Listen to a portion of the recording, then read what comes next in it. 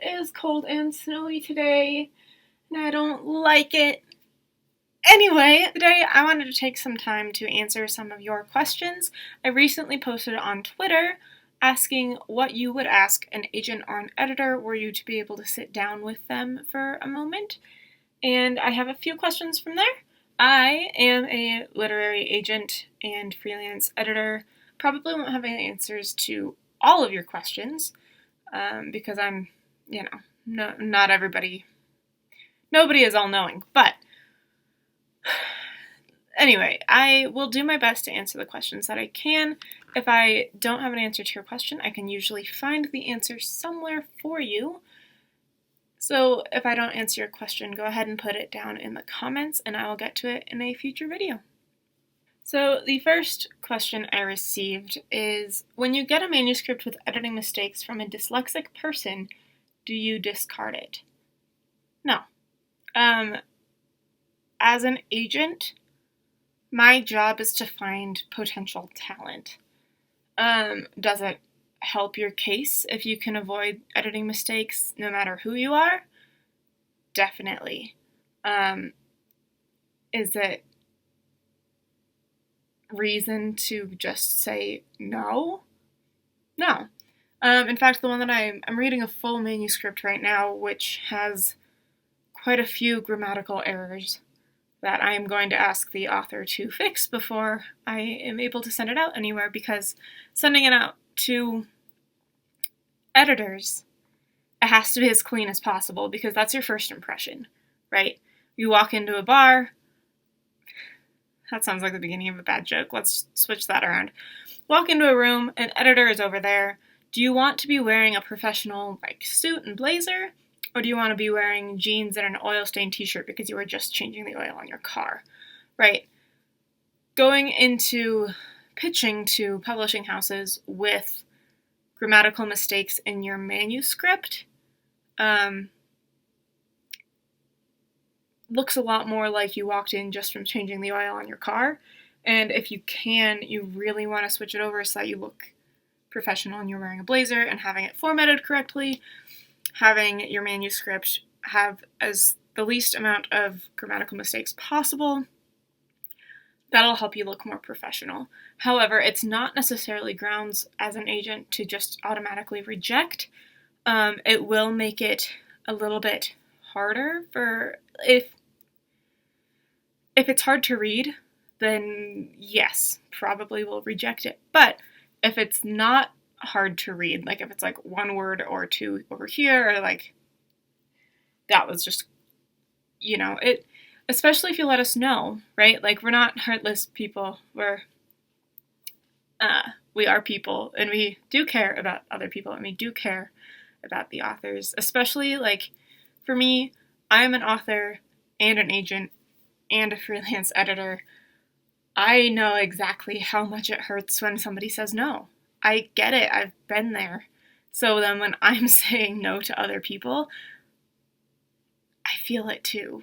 And I am fully aware that me sending that email sometimes means that I'm crushing your dreams. But I also have to be responsible to my role as an agent. And I have to do what is best, both for the agency and for the author. Because if the book isn't ready, the book isn't ready. And sometimes that means that we're like, okay, go make it ready and then come back.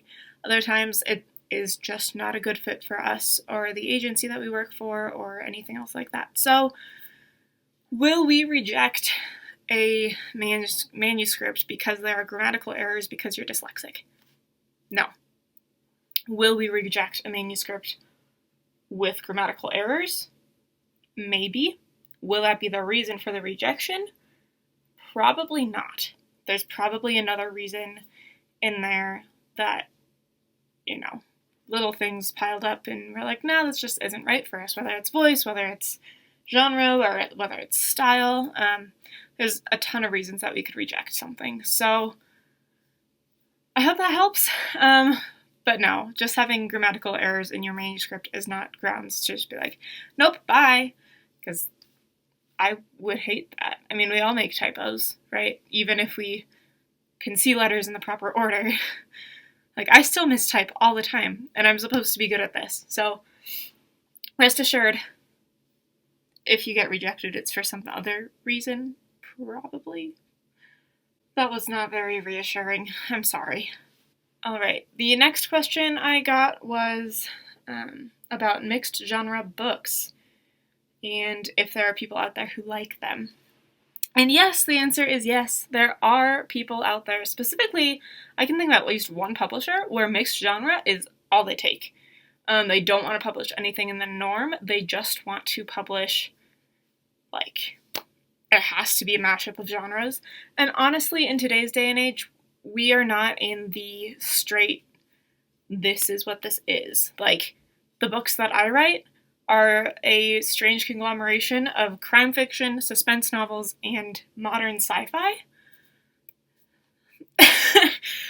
You can have a fantasy novel that is Christian fiction and romance, right? You can have a crime novel that takes place in multiple dimensions in fantasy worlds, like Six of Crows. Like, there is no straightforward, clear-cut genre line anymore, which makes it really hard.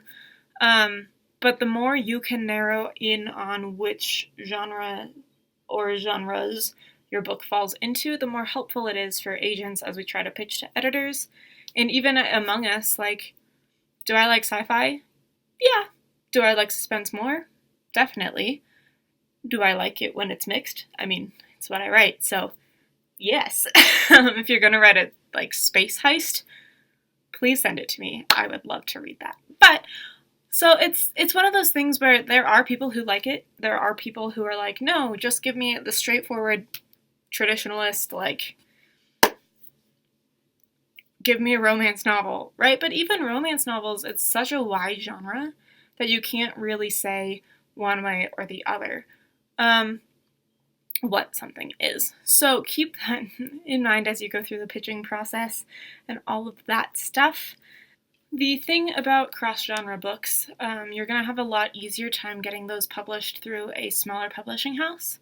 So if you're not aiming for Big Five, totally fine. If you are aiming for one of the Big Five, so HarperCollins, Penguin, Simon & Schuster, all of them people, like, you're going to have a little bit of a harder time getting in with a cross-genre book. But at the same time, that's totally okay. There are smaller pubs out there that will take the books that you publish, so the books that you write. So go out there, go get published. If you have more questions, put them down below. I will see you next time. I've started posting on Fridays and Mondays, both at 11 a.m. Mountain Standard Time. Ish. Around about 11 or soon after, depending on if I have the video pre-made or not. So I will see you next time. If you have more publishing questions, put them down below. If you have some fun memes, I would love to see them. Tag me in Twitter, send me stuff, like, all for it. Between Twitter and Instagram and Facebook and Pinterest and Tumblr, you can find me all of those places at Author JJ Hanna. Or you can go check out my blog for writing tips and just get to know me a little bit better at authorjjhanna.com. So, I love you. Thank you so much for tuning in. For those of you who asked the questions, thank you so much for asking questions. I really appreciate that, and I will see you next time. Bye!